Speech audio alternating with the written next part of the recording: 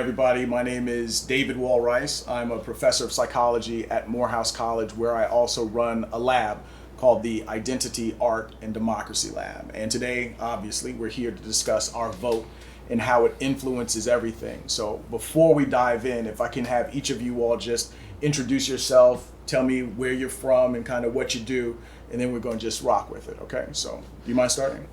Yeah, my name's Blair Caffey, 34, and I live here in Atlanta. Okay. I'm Brandon Alexander, also known as the Network King, Chief Branding Officer of Experience Creative Agency, where we guide individuals, influencers, and organizations through the 3 phases of the brand launch process. Born and raised in Atlanta, Stone Mountain, Latonia, East Side all day. Okay. Yes, sir. What's up? I'm Max Boykin, 32 years old, live in Vine City, downtown, grew up in Stockbridge, and born on the west side, so yeah. Hi, my name is Aziz Cooper. I'm 19 years old. I'm a construction management major at the University of New Mexico.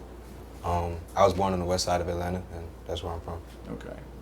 My name is Nazir West. A sophomore at Georgia State University. Born on the west side of Atlanta. I'm a young entrepreneur, and yeah. Okay. Welcome everybody, and thank you for being here today to be a part of this important conversation. So, first of all, the vote. What is it? Why is it important? And what's your relationship to it? And that's for anybody. So just talk to me about the vote. Is it important to you or what? The assumption is that in some way or another it is, or you wouldn't be here. So just talk to me about it. And that's whoever. I feel like the vote is important, especially our local votes, because they impact us more so than the bigger scale elections. So like going out and voting for your local councilwoman, they can help a lot of things get passed that will really impact your community more so than nationally. Okay. All right. It's important to vote because if you don't, you're basically letting someone else control your rights or whatever. Similar to what they said, like our vote is a tool, right? And it's a tool to kind of help impact our current circumstances, but then even as we're thinking about the years to come, we know that the policies that get passed now, they tend to have like a larger ripple effect. And so I have, just as I've, been growing up and becoming more involved in the political process, I realized that, not only does my vote matter, but how I'm even thinking about who I'm voting for, like that matters as well. Mm-hmm. So an educated vote. Absolutely. Okay. And I'm learning more and more the different ways that I need to be educated in looking at the candidates and looking at the things they represent, track records, how that impacts the actual community, so yeah. Okay. Were you going to say something, bro? Yeah, I think voting is one of our biggest tools to create power. Mm-hmm. All the different elected officials, from how in which our insurance runs, how much our power bills are, all that is controlled by someone that is elected into office. Mm-hmm. Many times we don't think about all those different officials, we don't think about all those things and how it impacts our day-to-day life. But our ability to build power and think about how those things change, start with, is like an entry level into this political process, is the vote. All right, so I like the language that you all are employing in terms of tool, right? Mm-hmm. The vote being a tool. Fundamentally, what is the vote to you? What is your vote? Your vote. That was a Freudian slip because the way that I think of your vote is as your voice in many respects, right? So if we're talking about a democracy, your vote, in my estimation of things, represents your voice in that democracy. It counts for something. At least that's what I was taught, right? In government class and whatnot when I was a little kid. Mm-hmm. Does that still translate? Does that make sense for you all, or is it something a little bit different? It's funny you asked that. I think when I turned 18, and I didn't say my age earlier, so I'm 38. Mm-hmm. So when I turned 18, of course I registered to vote, but I wasn't necessarily interested in voting until, I think the first election I was able to vote in was about 2004 when Bush got elected, the first time W. Bush. And I voted because it seemed like, the lesser of two evils, like you got to get, you can't let Bush get in office. And, later on it was Obama, in 2008. And it wasn't until that time I actually had a t-shirt line for like, very small amount of time while Obama was there selling Obama shirts, trying to get elected. And from that, it just being on the street, like, and I was really just trying to pay some bills. It was me and like several of my homies. We were just literally trying to pay bills, and we saw opportunity. We jumped on it as an entrepreneur. But the truth of the matter was, it opened my eyes up, because when we were on the street selling those shirts, like, a lot of people were asking us, you know, are you voting? Or are you just trying to get buddy off of this XYZ, take advantage of the opportunity? And it kind of let me know seriously how much your vote counts. And it introduced me to local politicians as well too, because they started to, you know, interact and engage with me, and I understood what the local vote meant, and how much more important that was than actually the you know, your national vote. And both are important, but you have a lot more impact on affecting change locally first before it affects that national. So talk to me about that. Does your vote really count? And there's some debate around that, around a lot of folks, especially folks who look like us, right? Folks who were pushed to the margins. I don't like using language minority. I think by definition, that places us in a space where we're not, right? But in terms of looking at folks who are pressed to the margins, does our vote really matter? Because you hear a lot of folks. I mean, I have brothers. I might be projecting here, right? I have brothers of friends who are like, yo, I'm really not trying to vote. It doesn't make any difference, especially if you're looking at, you know, at the federal space. I mean, how are things really changing? It seems like they're actually getting worse. So why should I vote? People are trying to erase my vote. So it's said in Georgia, you know, the suppression of the vote. We know that the Voters' Rights Act was gutted several years ago in terms of the power of a vote. Why should we vote if it seems like our vote doesn't matter? I think, like, so there's a couple distinctions that I try to make for myself. Help us. Which is, hey, I don't feel the impacts of my vote. Okay. Right, which is a very different thing than it not counting or not mattering. Okay. There is the reality that, you know, there is voter suppression that's out there, right? So we can't turn a blind eye to that and say, oh, well, if people feel conflicted about voting for this reason, well, you know, there's real tangible evidence there, right? And the truth of the matter is, I mean, because I don't always feel as if my vote has immediate impact on me. But, you know, I think about my business partner's daughter, like, she's getting ready to go into middle school. What I do know is that some of the local, how we are voting locally specifically, it's directly affecting her school. So I'm not feeling it, right? But this 10-year-old is. And as we're getting older, right, like, it can't just be a matter of, oh, well, I don't feel it, so it doesn't impact me. You know, so let me either not vote or let me vote carelessly, right? So for me, I like, in making those distinctions, like, okay, I can honor my feelings about the frustrations of the political landscape at large, especially locally, but let's not play ourselves to think that it doesn't matter, because we're not even having this conversation if it really didn't matter. Okay.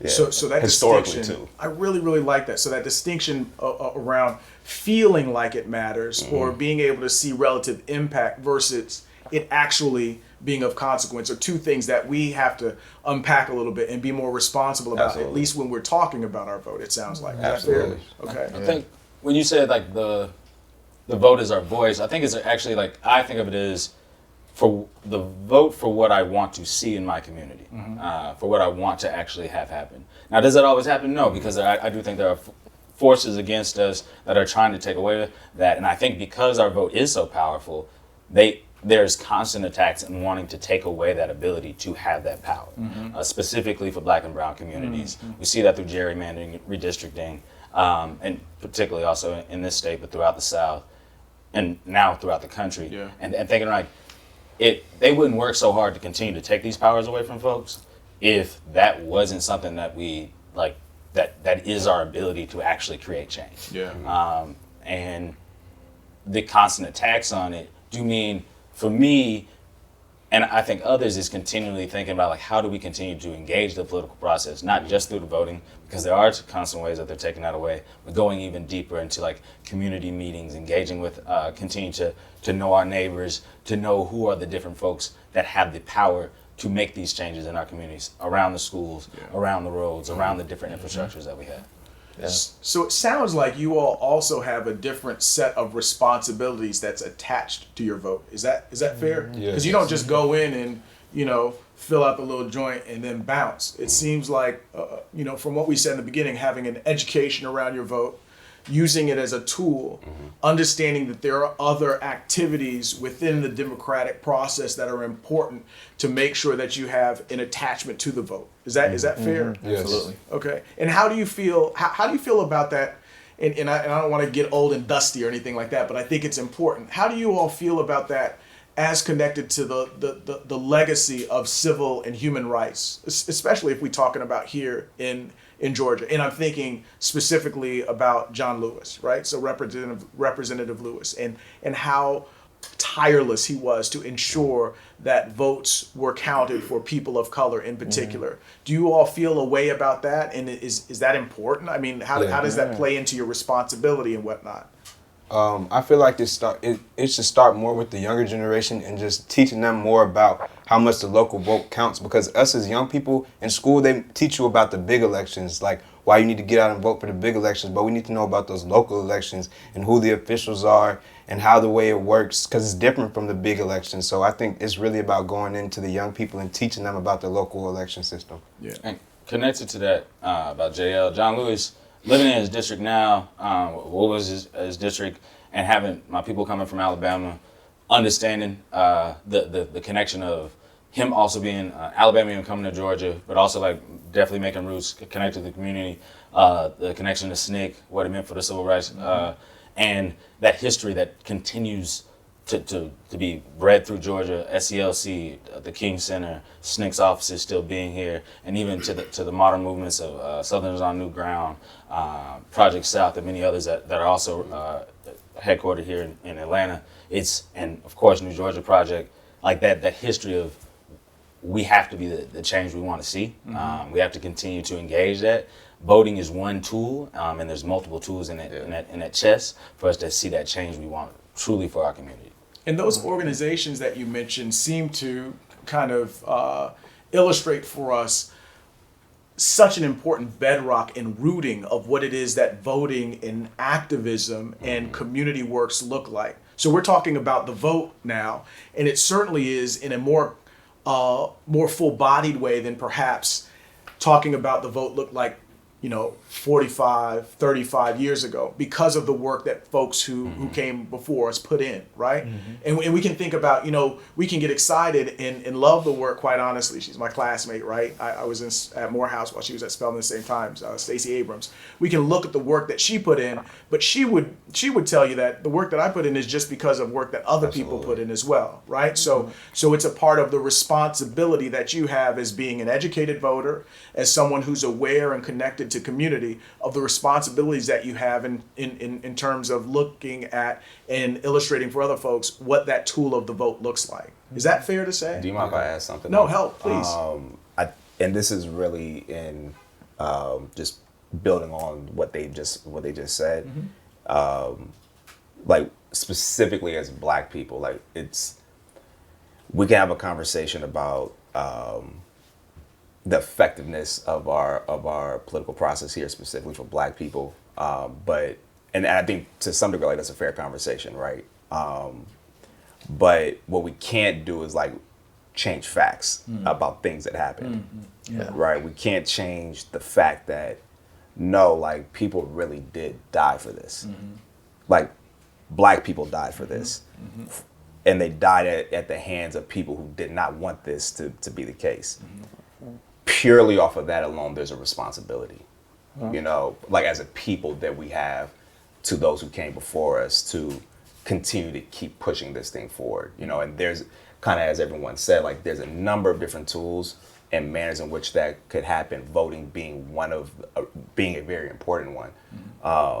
But we're responsible for those who came before us, but then also, like you said, you have a son, there's a generation that is depending on us to do that work. And I don't know about everyone else, but I'm not trying to, get into my 60s, 70s, and then hear the critique of the current generation about the work that we didn't put in. Like, we're gonna have to show some receipts.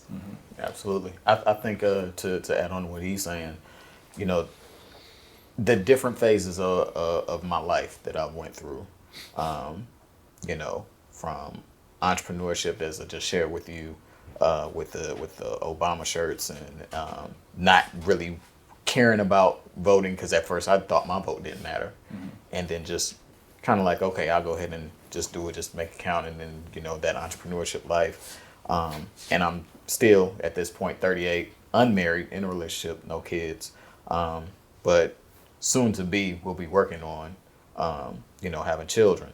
And with that being said, it's as I dive deeper into my entrepreneurship journey, I dive deeper into just being an adult and realizing I'm no longer one of the kids. It's one of those things where it's like, yeah, I realize the more of the responsibility, the older I get, the more I go through my stages of life, of what that vote means and how important it is.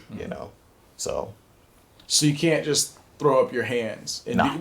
And the reason I'm asking is because sometimes, you look at the news, you read the paper or whatnot, it can seem daunting. And it can be like, why even do this? If they're taking rights away, if they're taking liberties away and things like that impact and embolden my community, why should I even try? Because it seems like, take one step forward, get 2 steps knocked back. We can't afford to do that. I think it's fair to have the emotion, and I think that there has to be space for that type of thing to be said, right? And then reason has to come into play, Okay. right?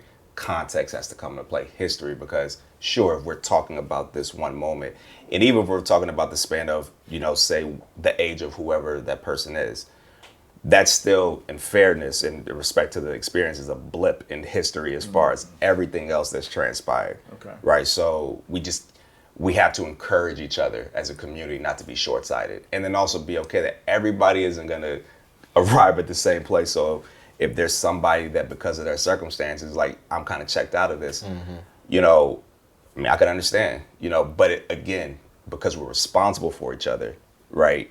We also we can't just be like, well, forget him then, or her, or whatever the case may be. Like, because we're responsible for each other. Okay. Or at least I think that's what this is. Yeah. Yes, sir. That's why I believe like community leaders in certain neighborhoods are very important, because when I was growing up, there was certain community leaders in the neighborhood that guided us and taught us about these certain things like voting and knowing how to deal with police and stuff like that. Like just something that could teach the kids about politics.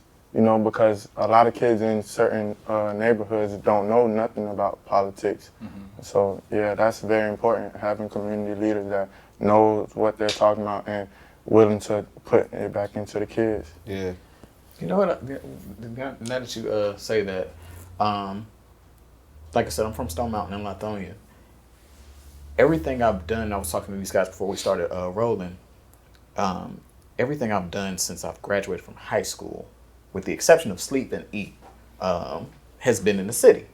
Now I've lived in the city now for about 5 years, but during that time, from college to 2017, we'll say, haven't lived in the city since college. So, growing up in Stone Mountain in Lithonia versus in the city, I see how much more, and no diss, and maybe it's because I was a kid and I wasn't paying attention. So if this was not the case to these people, what I'm about to say, I apologize. But I didn't really see like the community leaders and council leaders and things of that nature. I didn't see them really active in the community. Now it might have been because of where I lived, or what, I'm not sure, or maybe I just wasn't paying attention like that. But I see a lot more in the city, and maybe because this is the capital, this is the actual city. I see a lot more community leaders being more active, even if it is just shaking hands, kissing babies, and not really doing the work. Still, I see them doing a lot more work, or being a lot more visible in the community versus on the outskirts. So has that given you a motivation to be the light in the community that you came from? Are you able to kind of go back and be like, since I didn't see that, I see it as, again, my responsibility to be in those spaces so folks can understand what it is community looks like, how it is the vote is a tool as a part of a community investment, things like that?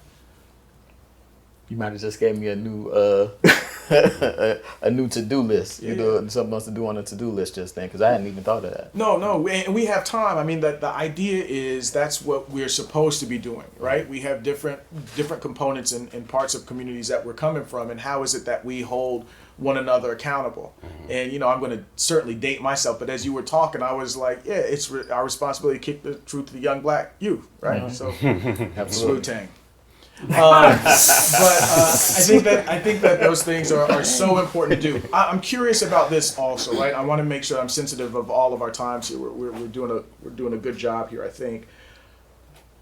Curious around how we as black men envision ensuring that other marginalized people, and I'm thinking particularly of women, black women of color, or women of color in particular, are emboldened as we are recognizing and understanding our power within a patriarchal space. How is it that we ensure that women have autonomy over their bodies, right? How are we to ensure that, you know, getting our first black Supreme Court justice just now, you know, we see more behind it. But behind them, how is it that we ensure that this democracy really does look like the country that we see when we go out every day, and it's not just, you know, old white men? I think one of the big pieces around that is one, first thing, listening. Many times taking a step back, listening to those, and I think and also then using our voice appropriately, and specifically when we're talking about like reproductive rights, we should be every man should also just be as much of saying this woman, all women should have complete autonomy over their body, and we should also be talking about investing in things that also support women's reproductive rights, dealing with different things that also deal with our health. Those should be things that are just as important to us as anything else that directly impacts a man's life, because we also, as people that partner with women, as people that love women, as people that are around women, we should also want them to live lives that are as dignified as we want them to be, not just because they're our mother or our sister, but because they are women, and because that's the way in which, like, a life that we want to see when we think about community. It shouldn't be man dominating woman. That should not be the space that we're trying to do, or have a space where white tells black what to do. It should be a space where people are able to come into their full dignified selves, and then also be able to make, and one thing I truly believe in is self-determination, and allow for folks to be able to determine what oneself is able to do in this country, but also like within their own community, and a belief of making community, and believing in community and supporting community. And going back to that piece, like, the vote is something that we want to see, like, where is our community? We want it to be. And I think that's, like, important of the justices, important of changing up who is elected into our offices. And that's why I think it is such a big year, and thinking about what it means for who represents us on the state level, the local level, and having folks that not just look like us, but also come from the communities that we come from, and even more marginalized communities, to actually speak up for what's needed. I would word to all that. Right. Word to all that. But also, I mean, I think about very practically, you know, in essence, you know, you kind of practice how you play. Yeah. You know, so it's very tough, because we're talking about integrity here, accountability. How do we make sure that we're not on the surface moving the conversation forward, but like actually like in our hearts, right? Which then we treat our neighbors and stuff differently. Yeah. You know, so, you know, I think about like what are in the business that I'm in, but then even socially, right? Like, how am I even allowing talk about women to kind of play out? You know, if I hear something, you know, am I gonna just kind of turn a blind eye and say, oh, well, I don't know her, or, you know, that's not my problem, whatever the case, or as a man, do I insert myself as a agent of peace and reconciliation, like to sort this out? So that's on the group chats. Like, how are men in social settings talking about specifically black women, and are we holding each other accountable to that?